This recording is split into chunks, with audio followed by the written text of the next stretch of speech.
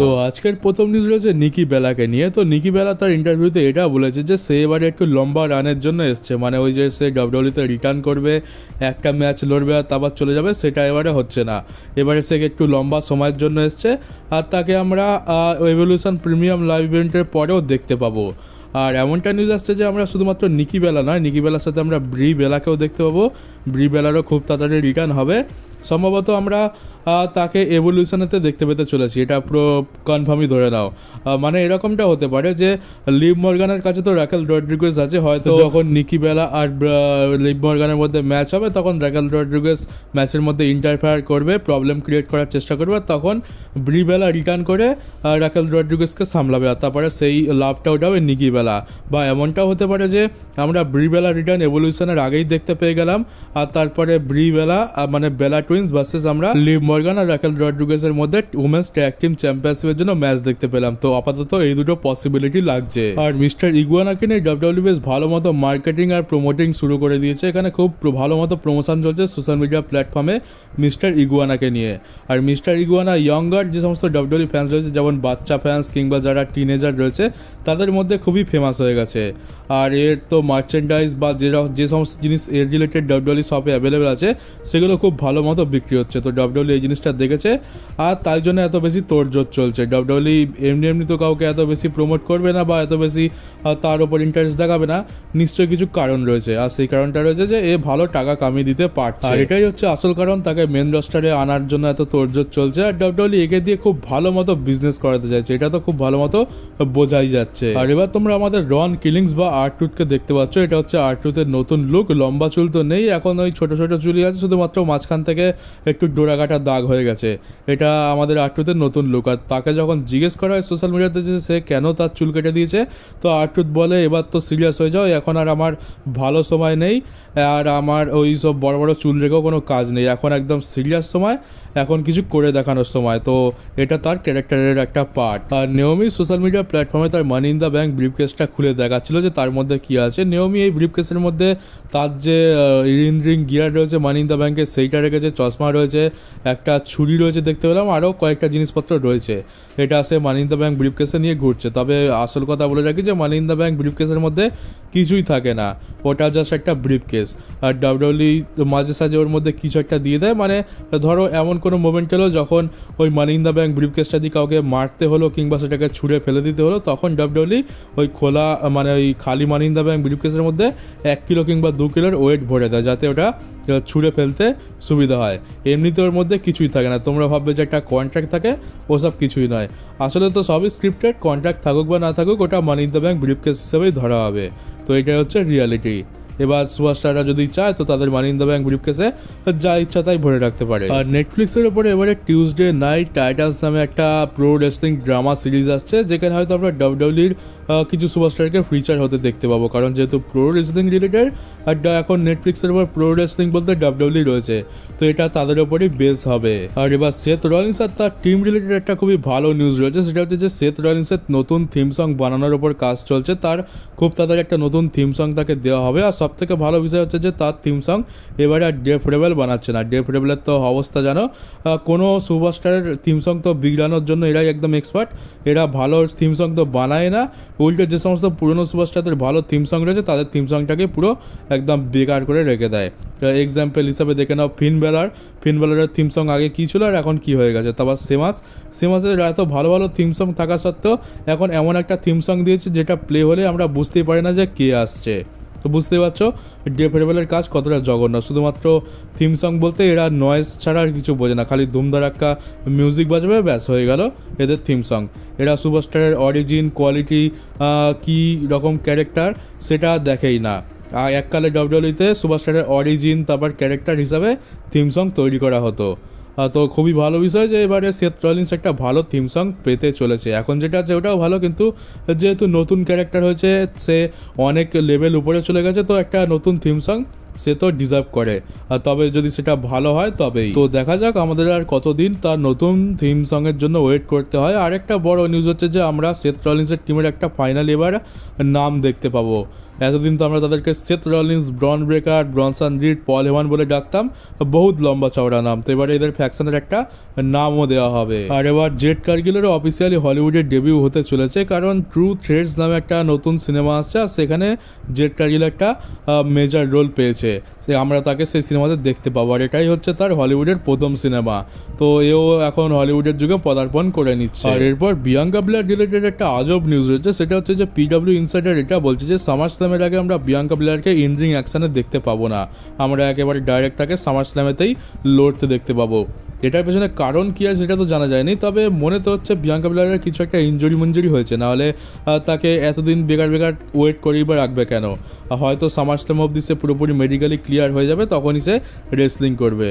কিন্তু কোনো ইঞ্জুরির নিউজ বা ডাব্লিউডব্লিউই তরফ থেকে কোনো অফিসিয়াল আর্টিকেল তো কিছু বেরোয়নি যে বিয়াঙ্কা ব্লেয়ারের কোনো প্রবলেম রয়েছে বা কোনো ইঞ্জুরি রয়েছে, তবে সিচুয়েশন থেকে মনে হচ্ছে হয়তো সামান্য কিছু প্রবলেম রয়েছে। তো এবার দেখা যাক ডাব্লিউডব্লিউই কোনো উইকলি শোতে সে রেসলিং করে কিনা, কিংবা স্যাটারডে নাইটস মেইন ইভেন্ট রয়েছে, নাইট অফ চ্যাম্পিয়ন্স রয়েছে, সেখানেও সে রেসলিং করে কিনা। রেসলিং যদি করে তাহলে বুঝবো যে কোনো রকম প্রবলেম নেই আর এই নিউজটা মিথ্যে ছিল, কিন্তু পিডব্লিউ ইনসাইডার বলছে, তো এটাকে আপাতত সত্যি বলে তো মানতেই হবে। আর রাসেল বার্সের তরফ থেকে নিউজ এসছে যে আমরা এই বছর সামার স্ল্যাম হয়ে যাওয়ার পর সেপ্টেম্বর মাসে ড্রাফট দেখতে পেয়ে যাবো। আর এখন তো ড্রাফট শুধুমাত্র একটা তামাশা হয়ে গেছে, ডাব্লিউডব্লিউইতে ড্রাফট শুধুমাত্র নামমাত্র রয়েছে, যে যেখানে পাচ্ছে চলে যাচ্ছে, কোনো ব্র্যান্ড স্পেসিফিক সুপারস্টার নেই, সবাই সমস্ত ব্র্যান্ডে যেতে পারে।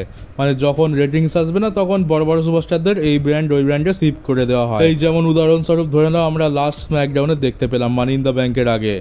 তো এইরকম যখন নিয়মকানুন কোনো মানাই হবে না, তো বেকার সব ড্রাফটের নাটক করে লাভটাই বাকি, বেকার সময় নষ্ট হয় খালি। আর এবার ন্যাটালিয়া আর ম্যাক্সিম ডুপ্রির একটা নতুন ট্যাগ টিম আসতে চলেছে। ডাব্লিউডব্লিউই এদের দুজনকে একসাথে করে একটা ট্যাগ টিম বানানোর প্ল্যান করছে, আর সেই ট্যাগ টিমটার নাম হবে ডাঙ্গিয়ন ডলস। হ্যাঁ, ডাঙ্গিয়ন ডলস, এটাই হচ্ছে তাদের ট্যাগ টিমের নাম। এটা র্যাসেল ওয়াটসের তরফ থেকে নিউজ এসছে, আমরা খুব তাড়াতাড়ি এদের টিম ফর্ম হতে দেখতে পাবো আর এদেরকে টেলিভিশনেও দেখতে পাবো। তো ঠিকই আছে, এমনিতে ওমেন্স ট্যাগ টিম ডিভিশনে তো খুব একটা ইন্টারেস্ট নেই, এমনকি মেন্স ডিভিশনেও তো খুব একটা ভালো কিছু চলছে না, কিন্তু এই বাহানাতেই ন্যাটালিয়া আর ম্যাক্সিম ডুপ্রি একটু হলেও টিভি টাইম পেয়ে যাবে।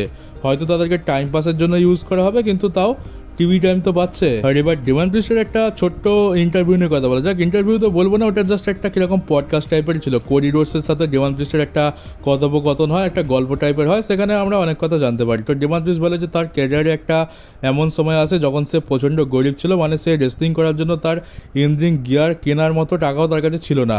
তো বাধ্য হয়ে তাকে রেসলিং ছাড়তে হয়, তারপর সে কাজবাজ করে অনেক কষ্টে টাকা জোগাড় করে সে ইনরিং গিয়ারগুলো কেনে, আর তারপরে সেইগুলো পরে আবার সে রেসলিং করা শুরু করে। তো তার জার্নিটা খুবই কষ্টের, অনেক স্ট্রাগল তাকে করতে হয়েছে। আর তোমরা ভেবে অবাক হবে যে তার 40 বছর বয়স হয়ে গেছে, মানে সে কত স্ট্রাগল করে এসছে এত বছর ধরে।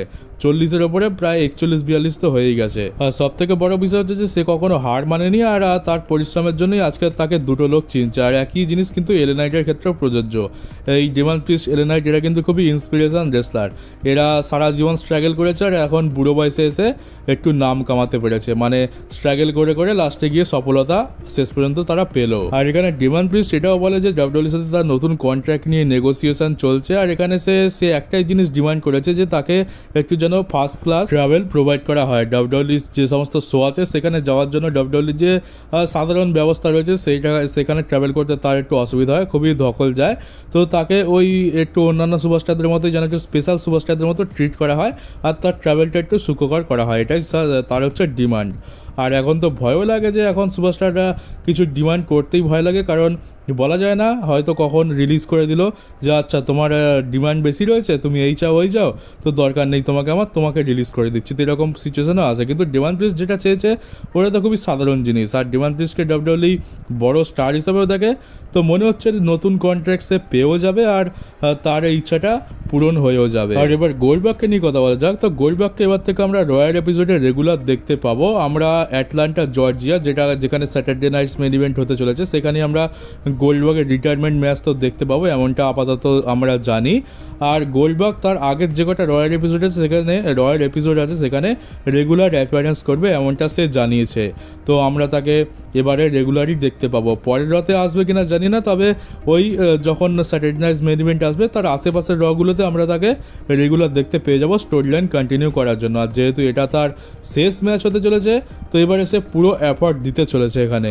আর এরপরের একটা অনেক বড় নিউজ রয়েছে, যেটার জন্য আমরা অনেক দিন ধরে ওয়েট করছিলাম। তো ফাইনালি হিকা লিও যে ব্লাড লাইনেরই একটা মেম্বার, সে এবারে ডেবিউ করতে চলেছে কালকের স্ম্যাকডাউনে, এমনটাই পিডব্লিউ ইনসাইডার বলছে। তো হিকা লিওকে ডাব্লিউডব্লিউই সেই ব্লাড লাইনের স্টোরি যখন চলছিল, চরম পর্যায়ে ছিল, তখন সাইন করেছিল।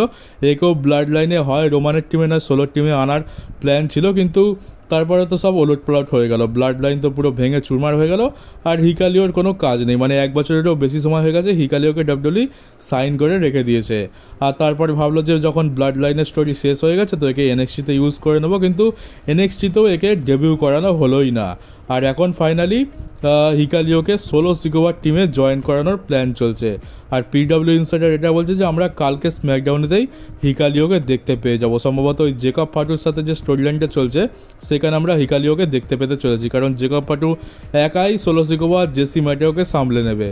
তো এবারে সেইটাকে কাউন্টার করার জন্যই সোলো সিকোবা আরেকটা নতুন মেম্বার নিয়ে আসবে, যে হচ্ছে হিকা লিও। আর দেখতে গেলে এটা স্টোরি লাইন অনুযায়ী কিন্তু সেন্সও বানাচ্ছে। তবে আমি ভাবছি যে টামাটোঙ্গা টাঙ্গালোয়া এরাও তো সোলো সিকোবার টিমে ছিল, এরা কোথায় গেল? টাঙ্গালোয়া তো ইনজয়ার্ড ছিল, কিন্তু এতদিনে তো তার ঠিক হয়ে যাওয়া উচিত। আর টামাটোঙ্গারই বা কী হলো? সে কি ইনজয়ার্ড? আমি তো সেরকম কিছু শুনিনি, বা শুনেও হয়তো ভুলে গেছি যে টামাটোঙ্গা হয়তো ইনজয়ার্ড হয়ে গেছে। তো এরা দুজনই বা কোথায় গেল? এখন তার উপরে আরেকজন মেম্বার আসতে চলেছে হিকা লিও। তো দেখতে গেলে এখন সোলো সিকোবার টিমে অনেকজন মেম্বার হয়ে যাচ্ছে, টামাটোঙ্গা টাঙ্গালোয়া, তারপরে জেসি ম্যাটেও, সোলো সিকোয়া নিজে, তারপর হিকা লিও, মানে 5 জনের টিম হয়ে যাচ্ছে। তো দেখা যাক আমরা কি দেখতে পাই। আর কালকে স্ম্যাকডাউনে তার রিটার্নটা স্পয়েল হয়ে গেছে, বা রিটার্ন তো বলবো না, এটাকে ডেবিউ বলা চলে। তো তার ডেবিউটা যখন এত স্পয়েল হয়ে গেছে, সোশ্যাল মিডিয়াতে এত বেশি বাজ ক্রিয়েট হচ্ছে, তো আমাদের ট্রিপল এইচ কি বলা যায় না, আবার প্ল্যান চেঞ্জ করে দিতে পারে। আবার বলবে যে আচ্ছা তোদের মনে হচ্ছে যে তোমরা জেনে গেছিস যে হিকা লিও আসতে চলেছে, তো আনএক্সপেক্টেড জিনিস করে দিই, আমরা হিকা লিওকে আনবই না। তো এরকম আমরা অনেকবার দেখেছি, বেকি লিঞ্চের ক্ষেত্রে অনেকবার হয়েছে যে আমরা আগে থেকে জেনে গেছি আর তারপরে ট্রিপল এইচ প্ল্যান চেঞ্জ করে দিয়েছে। আর এখানেও যেহেতু পিডব্লিউ ইনসাইডার বলছে, তো তোমরা কনফার্ম ধরেই নাও যে তাকে স্ম্যাকডাউনে আনানোর প্ল্যান চলছে। তো এখানেও ট্রিপল এইচ কিছু একটা গড়বড় করতে পারে। তো দেখা যাক কালকের আমরা ফাইনালি হিকা লিওকে দেখতে পাই কিনা। তো চলো বন্ধুরা, এই ছিল আজকের নিউজ ভিডিও। কেমন লাগলো কমেন্ট বক্সে অবশ্যই জানিও। নতুন হয়ে থাকলে চ্যানেলটাকে সাবস্ক্রাইব করে নোটিফিকেশন বেলটাকে অবশ্যই অন করে দিও, পারলে ভিডিওটাকে শেয়ারও করে দিও। তো চলো দেখা হচ্ছে তোমাদের সাথে ডাব্লিউডব্লিউইর নতুন একটা নিউজ ভিডিওতে।